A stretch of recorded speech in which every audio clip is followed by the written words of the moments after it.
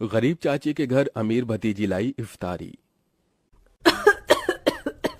या अल्लाह, आज तो इस कमबख्त चूल्हे ने नाक में दम कर दिया है। ऐसा लग रहा है जैसे चूल्हा ना होकर धुएं की चिमनी हो। अपनी चाची को इस तरह से धुएं में परेशान देखकर जोया आकर कहती है, लाइए चाची माँ, आज हम आपको रोटियां बनाकर खिलाते हैं। अरे नहीं जोया, मैं बना लूंगी। मैं नहीं चाहती कि इस चूल्हे के धुएं से मेरी हूर सी भतीजी का चेहरा काला पड़े। इतने में जोया का चाचा अनवर सिर से पांव तक मिट्टी में सना हुआ घर लौट आता है। उसके हाथों में एक छोटी सी थैली थी जिससे चाशनी टपक रही थी। उफ, अरे थैली में से ये क्या टपक रहा है? अरे माफ करना बेगम, मैं तो भूल गया था। मैं जोया बिटिया के लिए उसके मनपसंद की रस भरी इमरती लाया हूँ। इमरती का नाम सुनते ही 24 साल की जोया किसी बच्चे की तरह उतावली जताते हुए बोली, क्या सचमुच चाचा जान, आप मेरी मनपसंद की इमरती लाए हैं? मेरे मुंह में तो पानी आने वाला था, मगर मैंने किसी तरह खुद को रोक लिया। हम सब साथ में इसे इफ्तार में खाएंगे। अरे नहीं बिटिया, मैं जरा सी ही इमरती लाया हूँ, तू खा ले। मुझे और तेरी चाची को मीठे से खास मोहब्बत नहीं है ना बेगम? जी बेशक। असल में इमरती खाने का मरियम और अनवर का भी बड़ा मन था, मगर दोनों अपना मन मार लेते हैं। बचपन की दुर्घटना में जोया के माता पिता स्वर्ग से धार गई, जिसके बाद से जोया के चाचा चाची ने उसे अपनी बेटी की तरह पाला पोसा। उसके प्यार में कोई कमी न हो, इसलिए दोनों ने खुद की अपनी औलाद भी नहीं की। अनवर की माली हालत कुछ ज्यादा खास अच्छी नहीं थी। बस उसके पुश्तों का छोड़ा गया सालों पुराना एक कमरे का कच्चा घर और खेती करने के लिए जमीन का एक छोटा सा हिस्सा, जिस पर थोड़ी बहुत खेती करके जैसे तैसे 2 वक्त की रोटी का गुजारा चल रहा था। या खुदा, कढ़ाई में जरा सी सब्जी है। खैर, नमक प्याज रोटी से ही इफ्तार कर लेंगे। सब्जी सोया को दे देती हूँ। मरियम 3 थाली लगा ले आती है। अरे ये क्या, चाची माँ मेरी थाली में सब्जी, आप दोनों क्या खाएंगे? तभी अनवर अपने गमों को छुपाता हुआ झूठी मुस्कुराहट से बोला, अरे सब्जी की क्या जरूरत, आज तो मैं नून तिल से रोटी ही चटकारे लेकर खाऊंगा। ये कहते हुए गरीब अनवर नमक तेल लगी रोटी काट काट कर खाने लगता है। अपनी गरीब चाचा चाची का ऐसा दुख देखकर जोया का कलेजा कचोट पड़ता है। वो रो पड़ती है। चाची माँ, चाचा जान, चलिए इन सब्जी में से खाइए। अरे इतनी थोड़ी खाऊंगी मैं। जोया के गरीब चाचा चाची को उसे जितना प्यार था उतना ही स्नेह उसे भी था। यूं ही दिन गुजरते हैं। सुनो जी, हमारी जोया अब सयानी हो गई है। हमें इसके निकाह के बारे में सोचना चाहिए। जोया, भाई और भाभी की अमानत है हम पर। मरियम, मैं तो दिन रात अल्लाह से एक ही दुआ मांगता हूँ कि मेरी भतीजी को अच्छा घर मिले। अनवर जोया के लिए रिश्ता ढूंढने लगता है, जो कि अमीर खानदान में हिना के बेटे से लग जाती है। अब शादी की तैयारी शुरू हो जाती है। अनवर, अभी तक जोया के निकाह का जोड़ा नहीं सिलाया। 2 रोज बाद उसकी रुखसती है। जानता हूँ बेगम, मगर जितना कर्ज लिया था वो खर्चा हो गया। मैंने तुमसे एक बात भी छिपाई है, मैंने अपनी जमीन बेच दी। क्या जमीन बेच दी? उसी से तो फकत अभी तक हमारी रोजी रोटी चल रही थी। अब क्या करेंगे आगे? अल्लाह मियाँ बैठा है ना रोटी देने वाला। मरियम, कुछ तो कर लूंगा, लेकिन जोया हमारी इकलौती भतीजी है। उसका निकाह अच्छे से घर में हो जाए ताकि मन में कोई मलाल ना हो। जोया के गरीब चाचा चाची उसकी शादी के लिए अपनी खेती बाड़ी बेचकर उसकी विदाई करते हैं। चाचा चाची माँ, जा मेरी बच्ची, अल्लाह तुझे दोनों जहां की खुशियों और नेमतों से नवाजे। जोया अपने गरीब चाचा चाची के घर को छोड़कर अपने अमीर ससुराल में आ जाती है, जहां उसके सास ससुर नंद जेठानी से भरा पूरा परिवार मिलता है, जहां सास हिना उसका स्वागत करती है। माशा अल्लाह, कितनी खूबसूरत बीवी है हमारे मुराद की।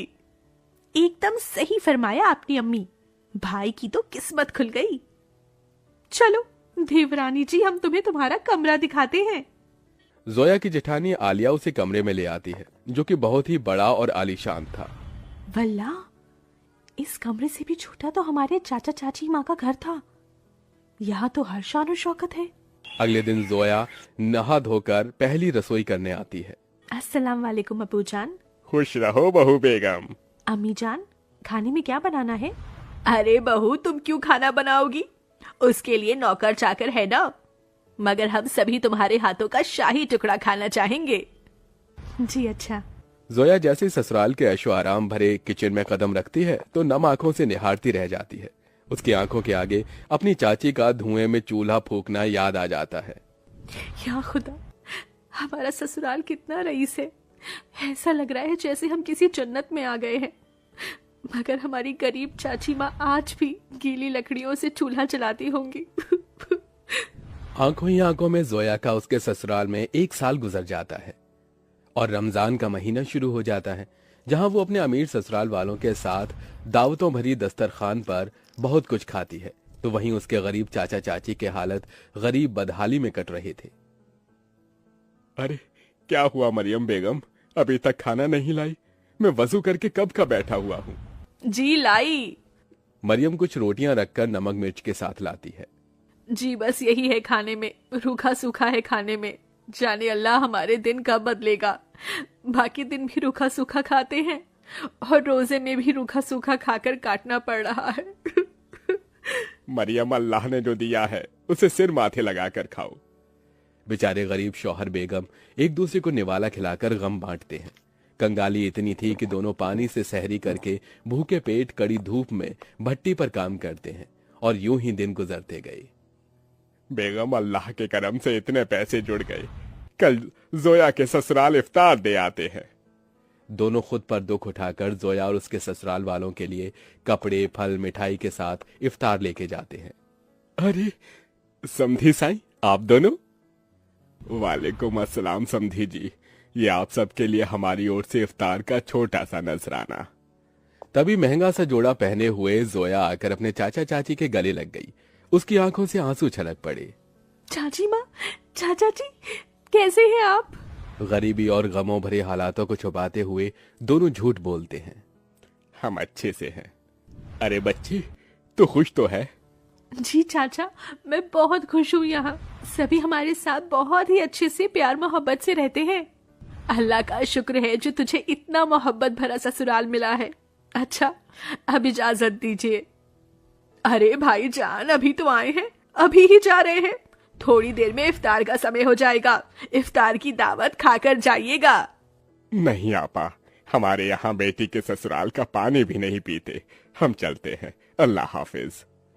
उनके जाने के बाद जोया की नंद ने कहा, अम्मी, आपने गौर फरमाया भाभी जान के चाचा चाची काफी कमजोर से लग रहे थे और कुछ परेशान भी थे।